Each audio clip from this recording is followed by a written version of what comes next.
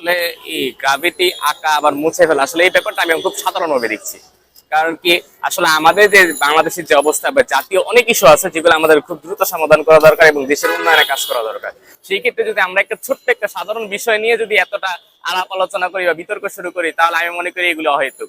আর শেখ হাসিনার প্রতি যে ঘৃণা প্রদর্শন করার জন্য গ্রাভিটি আঁকা, আমি মনে করি প্রত্যেকটা মানুষের হৃদয় হৃদয় এরকম একটা গ্রাভিটি আঁকা আছে যেটার মাধ্যমে সে নিজে নিজ অবস্থান থেকে ঘৃণা প্রদর্শন করে। তাই সেখানে সেই ক্ষেত্রে কোন স্থানে গ্রাভিটি একেই যে ঘৃণা প্রদর্শন করতে হবে বিষয়টা এরকম না। আর আমার কাছে সবচেয়ে ভালো যেটা মনে হয়েছিল যে সর্বপ্রথম যেভাবে ছবিটা ছিল বা তার যে গ্রাভিটি আঁকা ছিল সেটার উপর যে সবাই জুতার মালা পরিয়েছিল সেই অবস্থানে যদি থাকতো তাহলে আসলে আমরা জুলাই চেতনাটাকে আসলে ওই জিনিসটা দেখে বারবার মনে করতাম যে জুলাই যে স্মৃতিটা আছে বা স্বাধীনতা যে আমরা 5 আগস্ট স্বাধীনতা গ্রহণ করার পর ওইখানে যেভাবে জুতার মালাটা ছিল সেটা যদি থাকতো আমি মনে করি সবচেয়ে উত্তম হতো।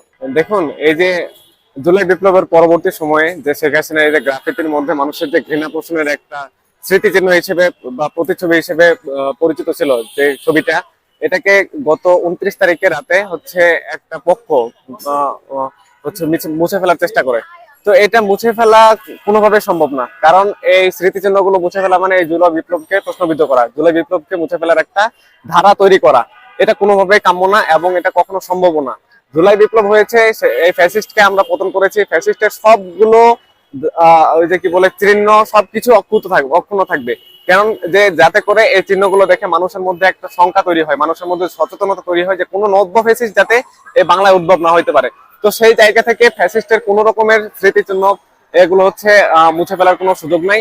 একই সাথে আপনি দেখেছেন যে ওইটার প্রতিবাদেই আমরা সেদিন রাতে হচ্ছে শেখ হাসিনা আর একটা ব্যঙ্গচিত্র অঙ্কন করে, কিন্তু যখন আমাদের শিক্ষার্থীদের হচ্ছে বিভিন্ন প্রতিক্রিয়ার মাধ্যমে জানি যে আগের ছবিটাই লাগবে, কেননা আমরা আগের ছবির মধ্যে হচ্ছে শেখ হাসিনার সেই ঘৃণাটা আমরা উপলব্ধি করি, সেজন্য আমরা গতকাল রাতে এটা নতুন করে হচ্ছে সেই প্রতিছবিটা অঙ্কন করি। আজকে দুপুর 1টার সময় সেখানে জুতা নিক্ষেপ কর্মসূচি ঘোষণা করা হয়েছে, যেখানে মানুষের 5 তারিখের মতো যে তারা প্রাণ ভরে ঘৃণা পোষণ করেছিল এই ফ্যাসিস্ট হাসিনার প্রতি, খুনি হাসিনার উপর, ঠিক একই ভাবে আজকে দুপুর 1টার সময় তারা সেই একই পদ্ধতিতে হচ্ছে ঘৃণা পোষণ করবে। এমনকি আমরা এই যে এই স্তম্ভটাকে হচ্ছে ঘৃণা স্তম্ভ হিসেবে স্বীকৃতি দিয়েছি, যে যে কোনো ফ্যাসিস্ট যাতে এই স্তম্ভগুলোকে ভয় করে নতুন ভাবে তাদের কাঠামো পরিচালনা করতে না পারে, সেজন্য এই কার্যক্রম। পুনরায় গ্রাফিতে আঁকা হয়েছে অলরেডি, কিন্তু এখন এই গ্রাফিতির আমরা 5 তারিখে যেরকমটা দেখেছিলাম যে হচ্ছে এখানে মানুষজন স্বতঃস্ফূর্ত ভাবে তাদের ঘৃণাটা পোষণ করেছে, কেউ জুতা নিক্ষেপ করেছে, কেউ হচ্ছে খুনি হাসিনার যে এতগুলো মানুষকে খুন করেছে সেই খুনের সেই রক্তের হচ্ছে চিহ্ন হিসেবে রং ছুড়ে মেরেছিল, ঠিক একই প্রক্রিয়ায় সেই রং এবং জুতা নিক্ষেপ করা হবে দুপুর 1টার সময়। এই মেট্রো রেলের পিলারে ঢাকা বিশ্ববিদ্যালয়ের টিএসসি তে শেখ হাসিনার যে ছবিটি ছিল ছাত্রলীগের আমলে, এই ছবিটি আমাদের ফ্যাসিবাদ বিরোধী ছাত্র জনতা সবাইকে খুব প্রিয় দিত। 3 আগস্ট ছাত্র জনতার অভ্যুত্থান চলাকালীন এই ছবিটিতে আন্দোলনরত ছাত্র জনতা ছবিটিতে কাদা, বালি এবং অন্যান্য ইট কঙ্কর নিক্ষেপ, জুতা নিক্ষেপ করে তারা এখানে ঘৃণার চোখে তারা এই কাজটি করে এবং একটি ঘৃণা প্রকাশ করে, যার কারণে ফ্যাসিবাদের পতন ত্বরান্বিত হয় এবং ফ্যাসিবাদের সকল ন্যারেটিভ ভেঙে যায়। তো কিছুদিন আগে, 2-1 দিন আগে, সম্ভবত 28 তারিখ রাতে, গভীর রাতে প্রশাসনের সহায়তায় একটি অংশ, একটি মহল, এই দুটি ছবি ছিল এখানে, শেখ মুজিবের একটি ছবি সেখানেও কালিমা লেপন করা হয়েছিল এবং শেখ হাসিনার ছবিটি মূলত যেটি মূল ফোকাসের বিষয়, দুটি ছবি মোছার চেষ্টা করে। শেখ মুজিবের ছবিটি পুরোপুরি মুছে দিলেও এখানে শেখ হাসিনার ছবিটি পুরোপুরি ফেসটা মুছতে পেরেছে, বাকিটা মুছতে পারেনি। তো হঠাৎ এই ঘটনা রাতে পরিলক্ষিত করে ক্যাম্পাসে ক্রিয়াশীল ছাত্র সংগঠনগুলোর কর্মীরা, নেতারা, তারা দ্রুত হল থেকে বেরিয়ে আসে যার যার অবস্থান থেকে এবং তারা প্রতিবাদ জানায় এবং সেখানে তাৎক্ষণিকভাবে ছাত্রদের একটি অংশ শেখ হাসিনার একটি বিকৃত ছবি আঁকে, যেটি পূর্বে ছিল না। যে ছবির উপর ছাত্র জনতা, ক্ষুব্ধ ছাত্র জনতা জুতা এবং বালি নিক্ষেপ করেছিল, কাদামাটি নিক্ষেপ করেছিল, সেই ছবিটি না আঁকে তারা অন্য একটি ছবি আঁকে।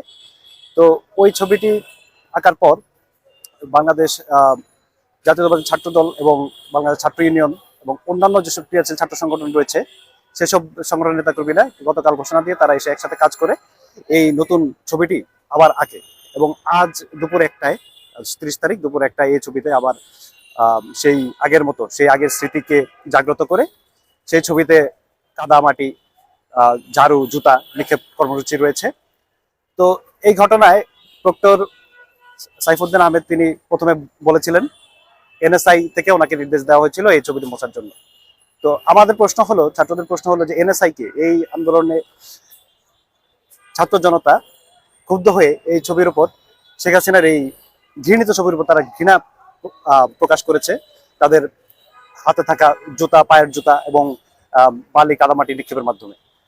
এত গুরুত্বপূর্ণ একটি স্মৃতি, জুলাই গণ অভ্যুত্থানকে ধারণ করা, জাগ্রত রাখা একটি স্মৃতি, এইভাবে কেউ বুঝতে পারে কোনো গোয়েন্দা সংস্থা অথবা এনএসআই বা যেই কারণে দর্শানো হোক না কেন প্রক্টর দ্বারা, এটা কখনোই কারো বোধগম্য নয় এবং এটা যুক্তিসঙ্গত নয়। এবং পরবর্তীতে প্রক্টর বলেছেন, তিনি ছাত্রদের মব বলে তিনি উল্লেখ করেছেন, মবের চাপে পড়ে তিনি এনএসআই কর্মকর্তাদের কথা বলেছেন। তো গতকাল শিক্ষার্থীরা, যারা ক্রিয়াশীল ছাত্র সংগঠনের কর্মী এবং অন্যান্য সচেতন রাজনীতি সচেতন শিক্ষার্থীরা প্রক্টরের দাবিতে, প্রক্টরের পদত্যাগের দাবিতে তারা ক্যাম্পাসে মিছিল করেছে, ক্যাম্পাস প্রদক্ষিণ করেছে এবং তাদের বিভিন্ন দাবি জানিয়েছে।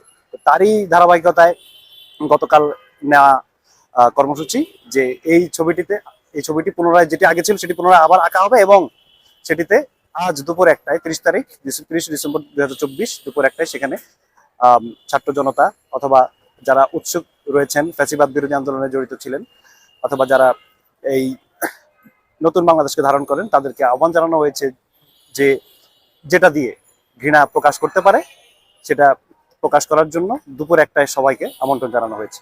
ধন্যবাদ। জুলাইয়ের 2, 3, 4 এবং 5 তারিখে শেখ হাসিনার যে ছবিটা ছিল সেটাকে হচ্ছে গিয়ে জনতার মানে আন্দোলনের অংশ হিসেবেই এবং ঘৃণার প্রতিস্ফলন ঘটাইছিল সোজা হিসাবে।